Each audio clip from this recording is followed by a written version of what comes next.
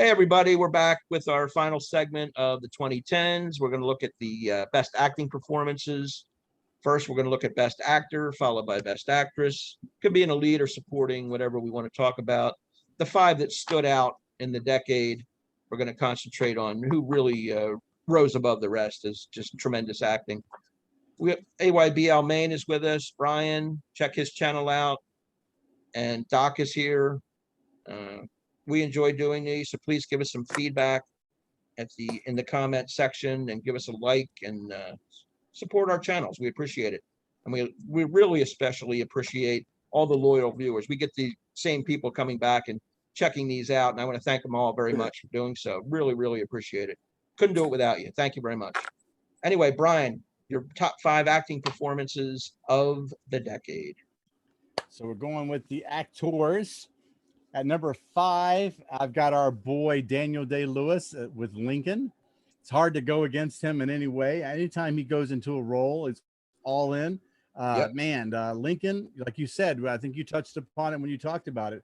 He just transforms into the gentleman himself. And then you feel like if you were to jump into the movie and have a conversation, that you're having a conversation with Lincoln. Yeah. He just kind of dives in. I just loved his performance in that. Number 4 for me is J.K. Simmons for Whiplash. You know, I've already said it before, man, and we talked about it several times. The guy is a total asshole in the movie. He's all in on that character. You hate the character, and that's really what you have to be out to do. And J.K. just went all in on it, and did a great job with it. I mean, I couldn't believe he didn't win. Actually, he did. He did win. He did. He won for best supporting. He's the guy that actually beat out Tom Hardy for The Revenant, I believe. JK got the supporting actor. I guess I can live with that then. Yeah, I can live with that. I guess that's going to have to work. Number 3 is Gary Oldman for The Darkest Hour, playing Winston Churchill. Again, another guy that can go all in and become a character and make it very believable. Gary Oldman's just one of those timeless actors that I seem to like him in everything that he does. Yeah.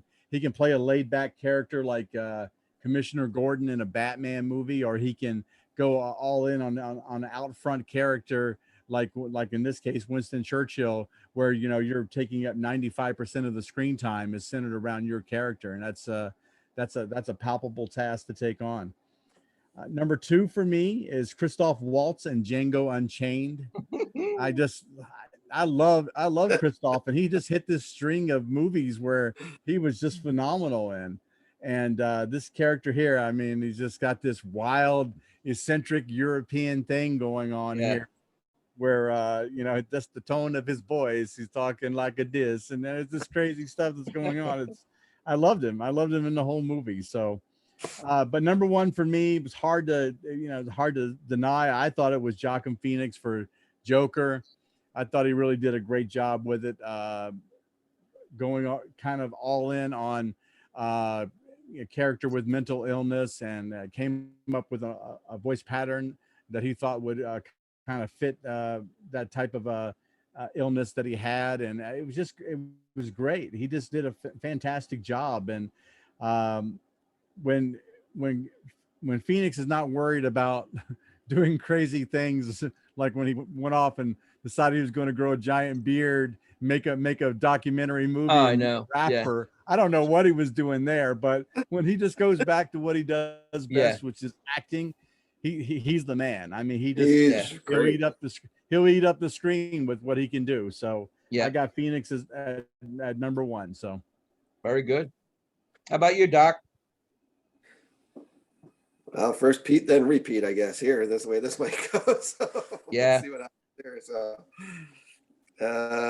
jumping in. My number 5, Sam Rockwell in 3 Billboards. Just a very memorable character. I could have had Woody and Harry, but I think Sam's on it for a little bit more for my liking. Yeah, his character's fantastic. He plays it well. Sam's got a good string here in this decade where he's done some very good stuff, I think. So maybe a name that's not mentioned enough as we go through things here, but Sam Rockwell is a very good actor, and this performance in 3 Billboards is pretty freaking special, man. Yeah. My number 4 is the same number 4 as Brian's. It is J.K. Simmons in Whiplash. So, yes, he is an asshole, and yes, can't take your eyes off him. No. And let's face it, like I said, the two main characters, when I talked about the movie previously, it's just the two main characters that are driving this whole movie with a script and some music, and the two guys going battling back and forth on this tugging back and forth on power struggle. Just trying to pull the best out of each other almost in once. And while he's trying to pull the best out of him, that's for sure. So, Yeah. J.K. Simmons, we just touched on it. He took out Tom Hardy in The Revenant. Tough call because Tom Hardy is my number 3 in The Revenant. So, it's a fantastic performance, man. I mean, I know Leonardo got the Oscar for this, and this is some pretty serious acting in this flick, man. That's like I said, Simmons, or like you said before, Brian, Simmons winning this, it's almost a coin toss. I just have Tom just a tad higher in my books, just for this role. Revenant's an awesome movie. The acting in this movie between Hardy and DiCaprio is fantastic, and I think Hardy is just a tier above everybody. I think it's definitely one of the. I put it down as my 3rd best performance of the decade, man. But I go back to DiCaprio and Once Upon a Time in Hollywood for number 2. So, Nice. we touched on it. I mentioned it before, even that acting on acting kind of thing. There's certain scenes in that movie. It's a long movie. DiCaprio's in quite a bit of it. And Brad Pitt won the Oscar. And DiCaprio is kind of almost stealing the scenes every time they're on the screen. So DiCaprio's fantastic in this flick. And I don't know who he was up against or whatever the case may be for this movie and stuff like that. But unless it's my number 1, then I'll say, okay. But, it's an awesome performance. I think this character is a great character, and DiCaprio pulls it off. I don't know if anybody else really could. I don't know if anybody could do what he did in that movie, to be honest with you. And that says a lot. Same number 1 as Brian. I got Joaquin Phoenix here, man. This is 2 hours, 17 minutes, 2 hours, 29. I don't know how long that movie is, but whatever it is, he's on the screen for the whole bloody thing. Yeah, it's true. Scene 1 to the end scene. So it doesn't matter. There's not one scene that's not have him. Like I said before, it's a depressing, sad movie, and you can't take your eyes off of it. It's incredible, and it's all because of him. Arthur Fleck, you're watching it for Joaquin, and the story and everything else that goes around it, awesome, great. Joaquin's the guy driving the boat in this one, man. Definitely the performance of the decade. Polarizing movie too, but Yeah. if you think it's overrated, or if you think other things about this movie, and it's not your sweet spot, then I don't know what to tell you. It's pretty close to a masterpiece, man. Yeah, it's great. Yeah. All right. I have to mention 3 honorable mentions because I wanted to get them on the list, but couldn't do it. Sam Rockwell, of course, for 3 Billboards. I couldn't put him in the top 5, but very memorable performance. And both the guys from Dallas Buyers Club, I want to give them a shout out. McConaughey and Jared Leto. Quite a pair. And they easily could have made the list, but I wanted to go in a different direction. I have some guys we haven't even talked about on here. Number 5 is A.H. Simmons, or J.K., as we know. A.H., that's all, J.K. For Whiplash. I couldn't leave him off the list because it's that good a performance.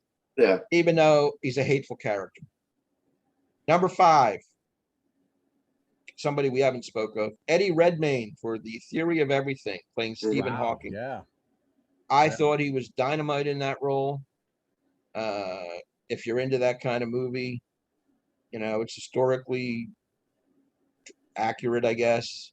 He gets that ALS disease and at a young age when he's still in college, and it just debilitates him. But Stephen Hawking he lived like 55 years with that illness. It's unheard of. And as the movie progresses, you see him twisting up more and more, and he's able to do less and less. Great performance by Eddie Redmayne. Number 3, Willem Dafoe in At Eternity's Gate. He's playing Vincent Van Gogh. I thought it was an excellent performance. I like movies about artists, and this is one that fit the bill for me. I thought you were going to say Lighthouse. Lighthouse. Couldn't do it. Coming, man. I thought it was coming. Lighthouse is garbage. We already discussed that later or earlier. Now here's where I'm going to get crap. Number 2, I have Joaquin Phoenix, Joker. Ah, I could have gone for this sweep, but I figured you guys would have it. But my number 1 is probably my number 1 in every decade. Daniel Day-Lewis as Lincoln. I just can't not give it to him. He became Abe Lincoln. I mean, I look at a $5 bill now or whatever bill he's on, and I see Daniel Day-Lewis. I don't see Abe Lincoln. I mean, they're one and the same. His jowls are the same, the beard, the voice. I don't know what Abe Lincoln sounded like. I wasn't around in the 1860s, but I imagine he sounded like Daniel Day-Lewis. I mean, just he can sink into a role like nobody, and until he shows me otherwise, he's always going to be number 1. Number 1. I mean, I hate to be a broken record, but in this case, I am. Joaquin, by finishing second, you might as well take home the prize because it was a rigged game, you know. All right, but I'll make sure when we do the, the little thumbnail on the actors and actress video, I'll put Joaquin on the outside because you guys both had him number 1. Either that or I'll put the $5 bill up for all right. So now we're on to the actresses. We're not going to waste any time. We're going to jump right in. Brian, what are your top 5? I've got for number 5. I didn't find the actresses as strong as the guys. No. There were some strong occurrences, but I could have gone like top 12 for guys easily. For girls, not so much, you know. Yeah. I've got number 5. I got Margot Robbie from Wolf of Wall Street. She did a great job in that movie for a lot of reasons. Find myself going back to this movie so much. I don't know. That's my dream girl, man. But I did like her in other stuff later on, like Bombshell too. I thought she did a great job in that. So. As long as she keeps wearing the thongs, I'm in. You know what I'm saying? Yeah, you're all in. So, number 4 for me is Jennifer Jason Leigh from Hateful Eight. Oh yeah, she was great. She was really good in that. Oh my God, that was just incredible. What a vile creature. Yes. Oh yeah. She was just nasty, and we find out very hateful and mean too. So yeah. She did a great job though. I enjoyed that movie, and I enjoyed her character in that movie. Number 3 is I got Michelle Williams from Manchester by the Sea. It's hard not to love her character and the sincerity, and the heartstrings are always pulled. It's just a great character. I can't say enough about it. Number 2 is Frances McDormand. I thought she was going to be my number 1 for 3 Billboards. Yeah. She did a great job in that though, and I think she was my number 1 in the other 2 decades that we've done so far. But she just missed out on this one. Her performance is great though. My number 1 though is Viola Davis for Fences. I mean, Sean's already talked about it quite a bit. Just the emotional stress that character goes through in that film is just incredible. She does a great job of having that quiet composure from a emotionally battered woman, and she just did a tremendous job. I thought she was definitely the acting performance for women of the decade. Can't argue with it. Good ones, Brian. What do you got, Doc? First Pete, then repeat. Yep. Number 5. Well, we'll start off differently here anyway. So my number 5 is Naomi Watts in The Impossible. Yeah. So she's basically the main character in this movie, and there's lots of different scenes with the boys and separation, and one goes with the father, one separates, and one goes with the mother. Naomi Watts is really good in this movie, man, and just a strong woman, really good character, and I like her. I can't get around great that. Actress. Really great actress. My number 4 is Renee Zellweger in Judy.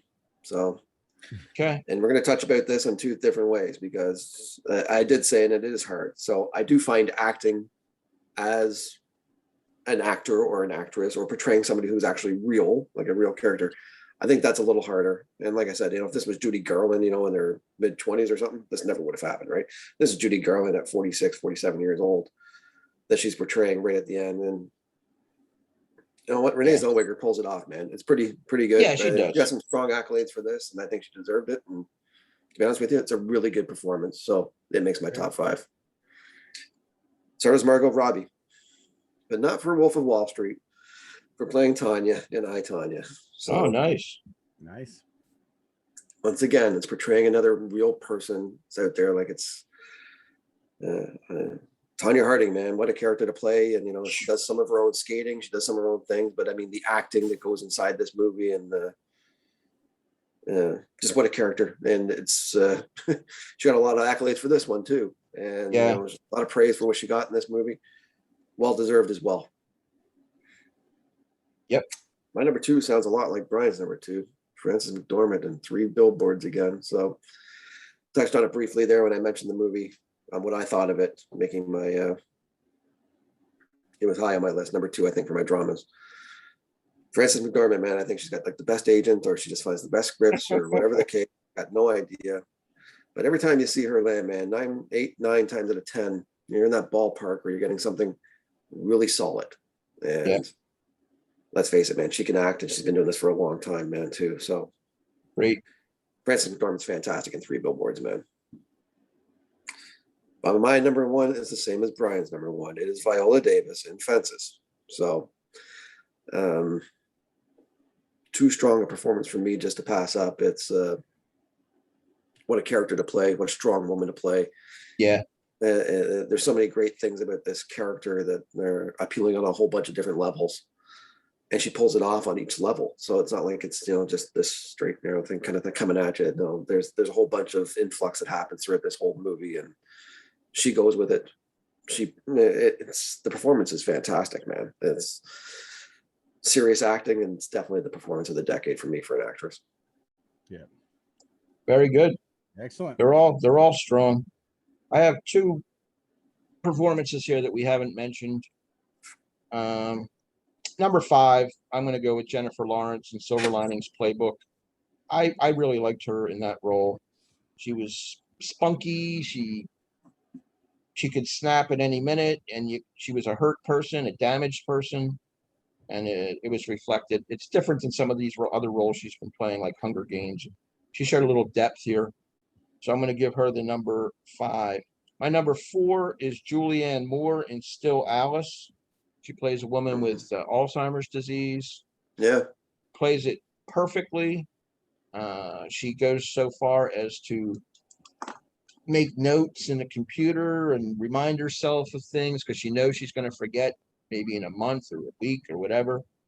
And it's very realistic as she starts fading, and remembering less and less of who she is and who everybody around her is. And I like Julianne Moore as an actress to begin with. So I'm going to put her at number 4. My 3 is Viola Davis in Fences. An unbelievable performance. You talk about a strong woman who watches these things go on in her own life with her husband and the manipulation of the son and having somebody having the audacity to have an affair and a child. And she knows about all this stuff, and she still carries on beautifully. She shows so much heart. She's number 3.